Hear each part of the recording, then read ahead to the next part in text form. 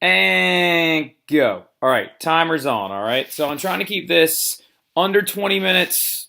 We'll see where it goes, but I'm trying to stay very aware how much time I'm using. But welcome back, AP. Let's get straight into it. We're talking about World War I and the Russian Revolution, right? We're going to go into a surprising amount of depth while moving at a surprising speed. You think I can't do it?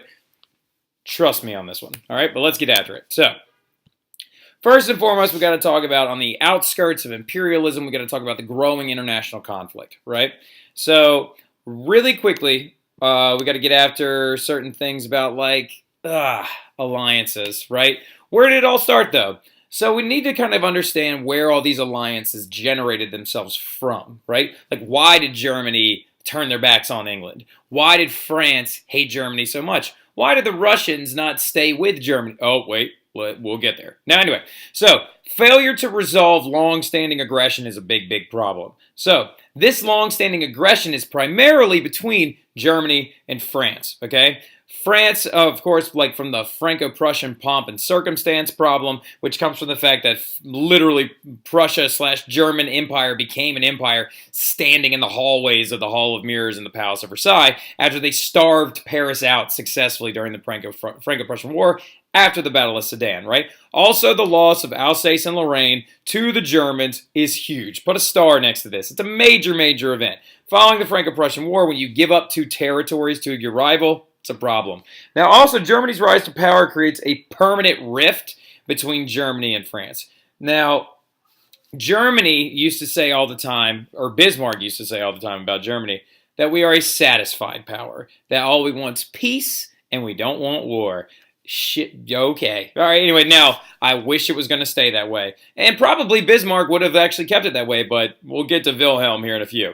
Now, Bismarck the Genius, right? His first idea to try and prevent war, his big thing was, let's prevent war, all right? He wanted to avoid war by keeping their biggest enemy without any allies, all right? So these two things are supposed to be together. I know it looks a little weird. Sorry about that. But Bismarck and the Alliance of the Three Emperors was the first one to be created. So Bismarck wanted to keep France isolated diplomatically away from any large power alliance systems. So what he does is he sets up an alliance between Russia, Austria-Hungary, if you ever see AH, that's what I'm talking about because I didn't feel like typing the whole thing, and Germany.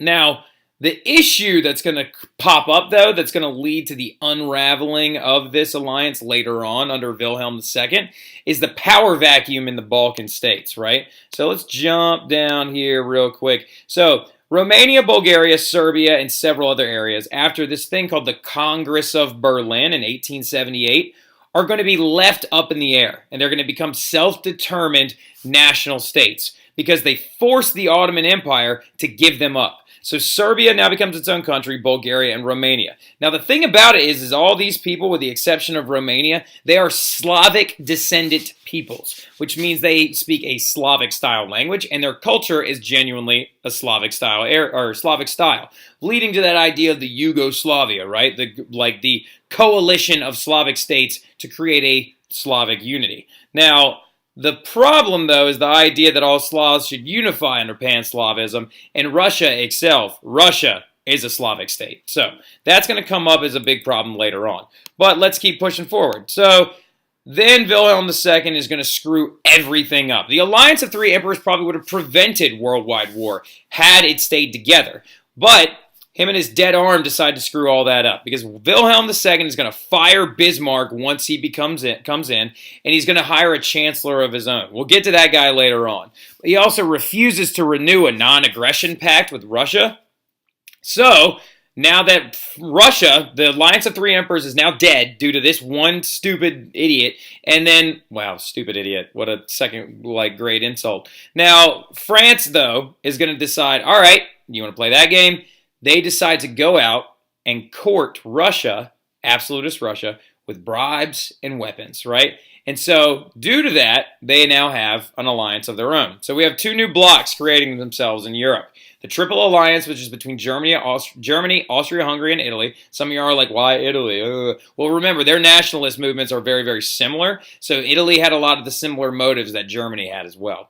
And then you got the dual bloc. The dual bloc is between France and Russia. All right? Now, going forward, though, there's also a growing rivalry between Britain and Germany. Now, culturally speaking, they should stay together, all right? Germany and Russia are descended from the same peoples, the Anglo-Saxons, all right? So, due to racial ties, you would imagine that the Germans and the Brits would actually stay together. And mainly just due to the fact that Britain touts their geographic isolationism and the idea that, oh, well, we're over here, we have this huge navy, no one can touch us, we're not the continent like the other rest of the Cretans are, right? Well, this rivalry between Germany and Prussia, or Germany and Britain, is actually going to grow mostly out of two things. One, commercial gains, which has to do with colonies and industrialization. Because, little side note under industrialization right there somewhere, Germany experienced a second industrial revolution from the 1870s to the 1890s, where they successfully created steel, pig iron, tons and tons of new systems to create larger, bigger infrastructure, more railroads. They became an industrialized power. They enhanced their chemical end of the manufacturing sphere. A lot of big, very big money-making operations going on by Germany at this point. All right, we're at 6 minutes. We're doing great. Anyway, also, this is going to be due to a naval arms race, right? A lot of historians believe that the naval arms race isn't as important as, say, the commercial gains. I disagree, all right? Mainly due to one specific boat, the Dreadnought, the HMS Dreadnought, right? England is going to come out with this thing called the HMS Dreadnought. It's one boat that is made completely out of steel and iron, right? And it has on it huge howitzer artillery shell units. It can bombard and land fixed position from miles and miles away. And it also is the symbol of the new imperial faction of the British military. So that's going to lead to a massive naval arms race, right? So the buildup of naval arms is huge. Now, really quickly, a side note though, Germans focus on their battleships, but also begin to create more Unterseeboots, right? They actually create a lot of U-boats as well. So, anti-continental feelings toward the British imperialism is also going to add to this hysteria. The Germans feel that the British are reaching too far, especially after their Berlin Conference, right? After the Berlin Conference was meant to partition up Africa peacefully, of course, the British go out with the Boer Wars and successfully have a war against the Netherlands and strip South Africa away from them. Now, imperialist rivalries are going to be settled finally by France and Britain in the Anglo-French Entente, all right, which is a new alliance. So France sees the extreme amount of anti-continental feelings towards the British, and they realize if we want to be able to find another ally that's strong and is a great power, we're going to have to settle these old quarrels with Britain. So they do, and they create the Anglo-French Entente, which is a new alliance, right? Now, a lot of the new alliance has to do with the dealings of Africa, right? And we'll get to the first Moroccan crisis here in a second. But right here, this is Puck Magazine, and this is a political cartoon. You don't have to write anything on this, so we'll save a lot of time here.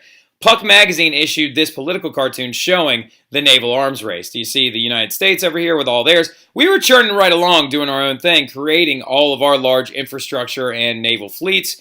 And as well as you can see, we've got the Japanese over here doing the exact same thing. And then the British, the French, and the Germans sitting on the continental side, growing their military as well. The naval arms race is huge in the pursuit of these guys. Steel vessels known as the Dreadnoughts, which ironically enough are going to be used little to none in World War I at all, except for blockades. That was it. All right, anyway, now, so growing international conflict, I love this political cartoon, hold on one second, is going to grow also out of, that's Wilhelm right there in Morocco, wearing traditional Moroccan garb, singing and touting, oh, free Morocco. Anyway, it's going to come up in the first Moroccan crisis. Now, Wilhelm is not stupid, but he's an idiot in the sense of thinking that certain things are going to work and they actually backfire on him completely.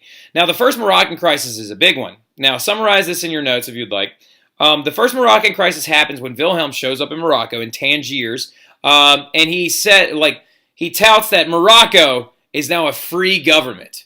It's a free nation. You don't have to do any dealings with the British and the French because recently, before this happened, the British and the French had settled some of their old disputes between Egypt and Morocco and established spheres of influence in these different areas, right? This is with their Anglo-French Entente, right? But Wilhelm tries to be a jerk and tries to proclaim Morocco as a free country all its own, and he supports the Sultan, but it backfires. It backfires royally because the French and the English decide to unify against the Germans even harder, okay? Now, Russia also begins seeking allies after being ravaged by Japan in the Russo-Japanese War in 1907. So the Anglo-Russian Agreement pops up, which is a new alliance between England and Russia. So you now effectively have your two new alliance systems. You've got the Triple Entente and the Triple Alliance. The Triple Entente was effectively created after that, the Anglo-Russian Agreement, which was between France, Russia, England, right? War is seeming almost inevitable, all right? So going forward, though, now we got to talk about the mood of 1914, going into the war, right? So right now, first and foremost, militarism is at an all-time high. In every single country, conscription is mandatory. Some type of military service is required, right? In all nations except for England. Oh, I put "it's so manly" right here because due to this, you weren't considered manly or virile or where you needed to be had you not served in the military for a certain amount of time in Europe. So this is leading to a massive amount of, not tenseness, but like countries on their toes ready to fight a war, right? So this, of course, are a lot of our military propaganda posters. And, of course, this one right here, the famous George V example right here, Britain's wants you. Yeah, that's right. Our Uncle Sam one actually wasn't that original. We stole it from Britain about 50 years later. Anyway, this right here, a German propaganda piece, and this right here, actually another British one. So as you can tell, militarism is at an all-time high. And a lot of this has to do with a couple of other different reasons as well, speaking of militarism. Mobilization plans were created by military heads of state. Wait a second, why do we have military heads of states in the first place? Another reason going into World War I while tensions were at an all-time high. Militarism also is going to grow out of a series of like short wars, right, that burst out on the continent. Because going into World War I, everybody thought that every war coming up on the continent was going to be much like the Second Schlieffen War, or the Austro-Prussian War, or the Franco-Prussian War, which we talked about in German unification, where they were only like less than a year, right? A couple weeks in some cases, maybe a month or two in some cases. So, however, don't write that because that's just an example, but write this though. Militarism was also promoted as a distraction, all right? So what I mean by as a distraction is in England currently you've got the conflict of Irish home rule. They're on the verge of a civil war because Ireland wants to be a country all by itself, right? In Russia you had the revolution of 1905, like that was stirring a lot of pots. So bam, a war would distract from that as well. Not to mention the fact that you also, in countries like England, you have a women's suffrage movement that is becoming very, very vocal. In Germany, the Socialist Party won the controlling seats in the Reichstag, right? So, like, you've got all these issues in these countries. So militarism in a war is a great distraction away from them. Keep your country from going communist by starting a war, right? Now, I'm sorry about that. Let's keep going. Now we're getting into the outbreak of the war. Also known as the powder keg and tinderbox issue, right? So the powder keg and the tinderbox refers to the Balkan states and their ideas of popular nationalism, right? The Ottomans were forced to give up European territory, like we said earlier, from the Congress of Berlin, not to be confused with the Berlin Conference. Now, newly independent countries include Serbia, Romania, Bulgaria, and Bosnia. Now, issue being here is Serbians. Oh, the Serbians. They just couldn't be happy with what they had, right? Now, they want a solidly unified Serbian state. The problem is that these country lines were not drawn on cultural lines, right? So, there are a lot of Serbs everywhere, all right? Like, there are Serbs all over the place. There's Croats all over the place. There's Bosnians and Albanians all over the place. So, Bosnia was annexed by Austria-Hungary. Bosnia includes a butt ton of Serbians, right? Like a lot. Like a lot. This area, this is a solidly Serbian state. However, in the northern regions of Bosnia, all around Sarajevo, the capital, they're all Serbians. They're culturally Serbian, right? So, Russians are going to align as an in-response ally with Serbia due to, of course, what again? Pan-Slavism, right? The idea of a unified Slavic state. Now, the Balkan Wars are going to create even more hysteria due to this entire thing. So, two conflicts are going to break out. The First Balkan War and the Second Balkan War. When the Balkan states of Romania, Bulgaria, Serbia, and several other states, including Greece, actually align with each other to try and go after the Ottomans for territorial and cultural gains, right? Cultural is in bringing more of their common people into their country. Now, unfortunately, the Serbians are also going to want to include Albania in their country, which ironically enough is really funny because they want to create a Serbian state, but then they took over a bunch of Albanians. Now, anyway, Austria's cornered the Serbs after the fact, after the Balkan Wars. Austria corners them as they hold Bosnia right here in their hands like a little baby. They're like, you got to give Albania back because we're not having this, or else we will align against you. This creates a pro-Serbian coalition group, right? So these terrorist organizations pop up after this, after being intimidated by the Austrians. And several groups include the Black Hand, which actually assassinated the royal family after they gave up Albania to Austria, and also the Young Serbs, right? So, going forward though, the assassination of Archduke Franz Ferdinand was wow, we're all over the place. What's that? Was the match that lit the powder, right? You should already know the story of how Austria's Franz Ferdinand was assassinated, right? He was in Sarajevo. He was trying to pacify the Serbians. He was trying to make it look as though rule under the Austrians was better than rule under the Serbians, right? He was trying to show them the pomp, the circumstance, the grandeur that is living under Austria, right? Now, going forward, though, the Young Serbs, with Gavrilo Princip in tow, are going to several different times try to assassinate the Archduke on his motorcade. Now, the one most famous attempt was when they tried to throw a grenade into the car. But actually, Franz Ferdinand saw it coming, went to cover his wife like this. The driver saw him cover him up, hit the gas, and then the trajectory missed a little bit, hit off the back bumper, and hit a bunch of bystanders, right?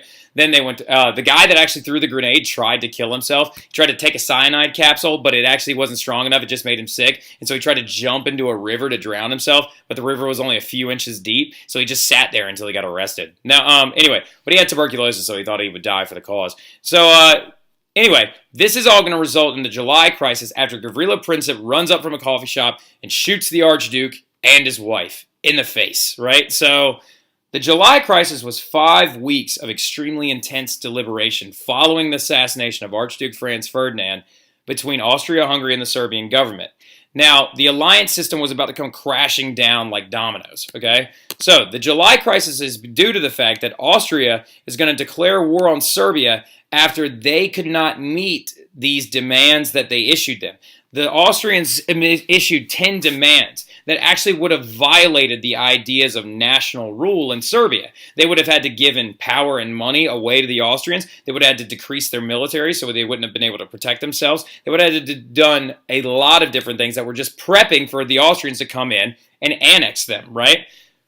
Due to the pan-Slavic movement, Russia begins to mobilize its army. Now, keep in mind, Russia to mobilize takes like 2 weeks minimum due to that size and the outdated infrastructure of Russia, right? So Germany hears that the Russians are mobilizing under Tsar Nicholas II. So Germany issues this thing that you should underline this like 6 times called the blank check, right? And this was done by Wilhelm II and Theobald von Bethmann-Hollweg, all right? Anyway, which is his chancellor, like his crappy version of Otto von Bismarck, right?